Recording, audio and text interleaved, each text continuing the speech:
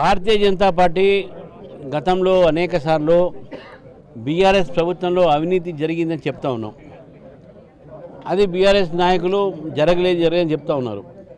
కానీ ఈరోజు వాళ్ళ కుటుంబ సభ్యురాలే విషయాలు బయటికి పెట్టి వాళ్ళ మధ్యన జరుగుతున్నటువంటి ఒక బట్వారా ఏదైతుందో, ఆయన ఎక్కువ తినడు, ఈయన ఎక్కువ తినడు, మా ముఖ్యమంత్రి గారి పేరు చెప్పి అనే విషయం బట్టబయలు చేసింది.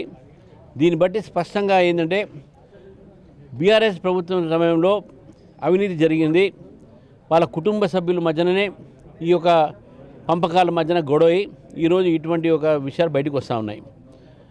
రాజకీయంగా మేము ఏది మాట్లాడినా అది అబద్ధమో నిజమో అనుకుంటారు.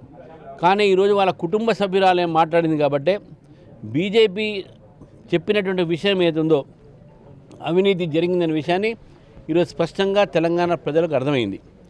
కాబట్టి భారతీయ జనతా పార్టీ డిమాండ్ చేస్తూ ఉంది.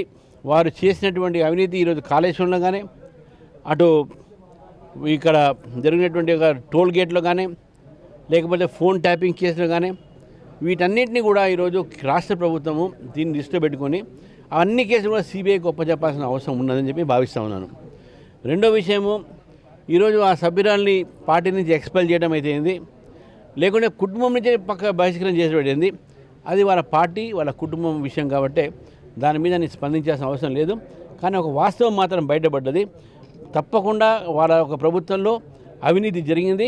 ఈరోజు అవినీతి సొమ్మును పంచుకునే సమయంలో వాళ్ళ మధ్యన విభేదాలు వచ్చినాయి.